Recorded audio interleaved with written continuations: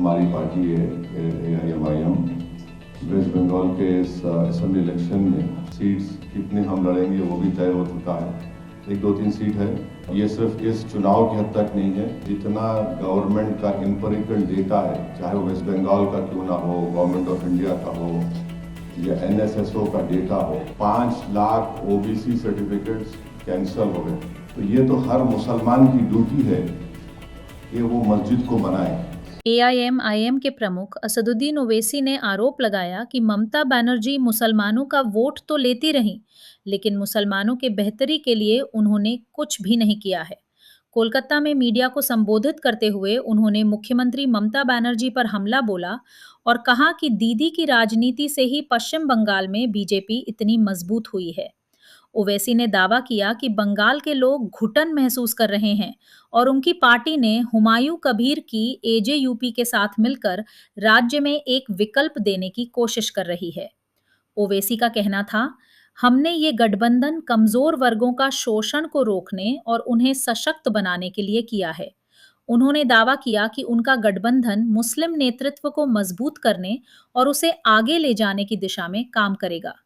ओवैसी का कहना था कि राज्य में अल्पसंख्यकों का विकास एक बड़ा मुद्दा है, जिसे ममता बनर्जी शुरू से नजरअंदाज करती रही हैं। आप तमाम का शुक्रिया कि आप सुबह में अपना कीमती वक्त निकाल कर यहाँ पर आए। जैसा कि आप जानते हैं कि हमारी पार्टी है AIMIM वेस्ट बंगाल के इस असेंबली इलेक्शन में हम हमारे भाई जनाब हुमायूं कबीर साहब के साथ अलायंस में लड़ रहे हैं और हमारी पूरी कोशिश होगी कि अलायंस कामयाब हो। और साथ ही साथ ये भी मैं आपको बताना चाह रहा हूँ कि सीट्स कितने हम लड़ेंगे वो भी तय हो चुका है। 1-2-3 सीट है, उसके ऊपर बातचीत करके ख़त्म हो जाएगा, बड़ा मसला नहीं है। पूरी कोशिश यही है कि इस चुनाव में इस प्रदेश में मुस्लिम माइनॉरिटी की एक पॉलिटिकल लीडरशिप उभरे और स्ट्रेंथन हो, क्योंकि मेरा मानना ये है कि जितना गवर्नमेंट का एम्पिरिकल डेटा है, चाहे वो वेस्ट बंगाल का क्यों ना हो, गवर्नमेंट ऑफ इंडिया का हो या NSSO का डेटा हो, वो ये बताता है कि उन प्रदेशों में जहाँ पर मुस्लिम माइनॉरिटी का कोई पॉलिटिकल लीडरशिप नहीं है, उनके सोशल, इकोनॉमिक डेवलपमेंट या ह्यूमन डेवलपमेंट इंडिकेटर्स जो है बहुत ख़राब हैं। तो इसका एक ऑर्गेनिक कनेक्शन है पॉलिटिकल इंडिपेंडेंट लीडरशिप से। तो वो हमारी कोशिश होगी और ये सिर्फ इस चुनाव की हद तक नहीं है, बल्कि ये अलायंस आगे भी जाएगा। हम आगे भी मिलकर काम करेंगे और इस मकसद के तहत एक ऑब्जेक्टिव लेकर हम जनता के दरमियान में जा रहे हैं और हमारे को यकीन है कि इंशाअल्लाह हम अपने इस पॉलिटिकल ऑब्जेक्टिव में कामयाबी हासिल करेंगे। मैं देख रहा हूं कि यहाँ पर 19 माइक हैं और YouTube चैनल्स के भी हमारे जिम्मेदार लोग हैं, प्रिंट मीडिया के भी होंगे। मेरी आपसे बस इतनी रिक्वेस्ट है कि मुझे यहाँ से 11:20 को निकलना है, तो आपको जितने सवालात करना है एक हमारे दोस्त जर्नलिस्ट पूछने के बाद दूसरों को मौका दीजिए। मैं यहाँ बैठा हूँ आपके सवालात का जवाब देने के लिए। और फिर जैसा कि हमारे भाई हुमायूं कबीर साहब ने कहा कि मैं 1 अप्रैल को भी आ रहा हूँ और वो नॉमिनेशन अपना दाखिल करेंगे अपने कॉन्स्टिट्यूंसी से, और फिर वहाँ पर भी हम एक बड़ी जनसभा करेंगे और हमारे जितने कैंडिडेट्स हैं उनको बी फॉर्म भी डिस्ट्रीब्यूट करेंगे, देंगे उनको। तो ये हमारी कोशिश है। मैं हुमायूं कबीर साहब का शुक्रिया अदा करता हूँ कि उन्होंने हमारे साथ अलायंस किया और हम लोग मिलकर आगे बढ़ेंगे। आपके कोई सवालात है तो आराम से पूछिए, कोई जल्दी नहीं है। हमारे टाइम लिमिट है, रिपीट मत करिए। एक सवाल करने के बाद दूसरा रिपीट मत करिए। हुमायूं कबीर के साथ आपका जो के लिए आपने सम्मति दिया है, इसके पीछे कारण क्या? एक, हुमायूं कबीर ने बाबरी मस्जिद बनाने का ऐलान किया, उसके बाद उसको सस्पेंड किया गया था। बाबरी को लेकर आपका मत और हुमायूं के साथ गठबंधन? देखिए, अगर आप कुरान को पढ़ेंगे तो कुरान में ये लिखा हुआ है कि अल्लाह के घर को वही लोग आबाद रखते हैं जो अल्लाह पर आखिरत पर ईमान रखते हैं और अल्लाह के सिवा किसी से नहीं डरते। तो ये तो हर मुसलमान की ड्यूटी है कि वो मस्जिद को बनाए और बनाने के बाद उसको आबाद रखें, यानी नमाज पढ़े। सबसे बड़ा इशू वेस्ट बंगाल में जो है वो मुस्लिम एम्पावरमेंट का है, मुस्लिम माइनॉरिटी के एम्पावरमेंट का। वो हमारे लिए बहुत बड़ा अहम मुद्दा है। और दूसरी बात, आप जानते हैं कि बाबरी मस्जिद का जो सवाल है, सुप्रीम कोर्ट का जजमेंट आया, आप जाकर आप मेरा पास कमेंट्स देख सकते हैं। जब वो जजमेंट आया था, मैंने कहा था कि वो जजमेंट आस्था की बुनियाद पर दिया गया था और उसके बाद ऐसे कई चीजें उठेंगे, खुलेंगे, और वो हो रहा है।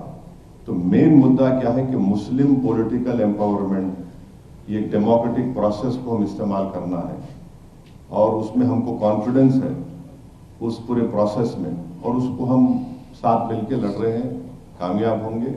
और लीडरशिप इमाम कबीर साहब की लीडरशिप में होगा, बनेगी, ये हमारी कोशिश है। बाबरी मस्जिद यहाँ पे बनना, वो क्या फिर से एक बार कंट्रोवर्सी पूरे देश में नहीं छेड़ देता है? देखिए, सबसे बड़ी बात यह है कि 5 लाख ओबीसी सर्टिफिकेट्स कैंसल हो गए, उसमें कई मुसलमानों के सर्टिफिकेट कैंसल हो गए। वो इशू नहीं है क्या? दूसरा, आप देख लीजिए कि ममता बनर्जी ने जो यहां पर कास्ट को निकाला ए से बी में और बी से ए में डाला, वो तो पूरे के पूरे मुस्लिम कास्ट थे। फिर यहां पर आप कितना नियरली 30% के करीब मुस्लिम पॉपुलेशन है, कितना गवर्नमेंट एम्प्लॉयमेंट में उनका रिप्रेजेंटेशन है? 7% है। कितने बच्चे स्कूल के बाहर हैं? कितने मुस्लिम बच्चियां ग्रेजुएशन मुकम्मल नहीं कर पा रही हैं? आप मालदा मुर्शिदाबाद जाइए, जो वर्ल्ड हेल्थ ऑर्गेनाइजेशन का जो पैरामीटर्स है उससे बदतरीन अंडरग्राउंड पानी आर्सेनिक है। तो ये इश्यूज का डायरेक्ट कनेक्शन पॉलिटिकल लीडरशिप से है। और फिर इतने सालों से यहाँ की जनता ने टीएमसी को वोट दिया, आपने वोट लिया हमारा और नेता आप बन गए, लीडरशिप आपके हाथ में, मगर आपने जमीन पर क्या किया? जमीन पर आपने क्या किया? ईद की नमाज के दिन आके दुआ करना। इससे क्या मेरा पेट भरता? क्या इससे क्या मेरे घर में चिराग जलता? क्या मुझे मेरे बच्चों को स्कूल मिलता? तो ये जो है, अब कोई पलटा के बोला नहीं टीएमसी में इतने मुसलमान है। ये बेनाम की लीडरशिप है, ये नाम की लीडरशिप होगी। एक बात याद रखिए, बाबा साहेब अम्बेडकर को भी आप ही की तरह जर्नलिस्ट ने सवाल किया था बाबा साहेब से कि पार्लियामेंट में तो इतना रिजर्वेशन है शेड्यूल कास्ट को, आप कौन सी लीडरशिप की बात कर रहे हैं? तो बाबा साहब ने कहा थे, हाँ है।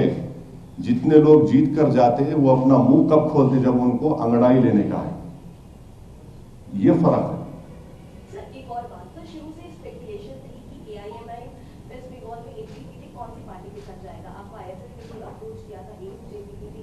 सबको लगता है नॉर्थ बंगाल में वोट डाइवर्जन और सेग्रीगेशन में एयूजीपी बेस्ट ट्रीटेड है एआईएमआईएम। वोट डाइवर्जन में क्यों बोलते आप ऐसा? सर, ऐसा पॉलिटिकली सरकार जा रहा है। ना कुछ भी नहीं। हम ये डाइवर्जन होगा, ये बड़ा ही इलिटिस्ट और बड़ा एंटाइटलमेंट की बात है। वोट डाइवर्जन होगा, हम बिलिटिल कर रहे हैं वोटर्स को इस तरह की बात करके। उनको इख्तियार है किसको वोट देंगे नहीं देंगे। सर, लेकिन माइनॉरिटी वोट बैंक कौन सी पार्टी सबसे ज्यादा लेती आ रही है? एक बात सुनिए, सिर्फ माइनॉरिटीज तो वोट नहीं डालते ना बंगाल में, अपर कास्ट भी डालते हैं। अपर कास्ट नहीं डालते क्या वोट? अपर कास्ट वोट डालते हैं, उन पे क्यों नहीं बात होती? अदर बैकवर्ड कास्ट है वो भी वोट डालते हैं, दलित वोट डालते हैं, शेड्यूल्ड ट्राइब्स भी वोट डालते हैं, तो सब मिलके वोट डालते हैं ना।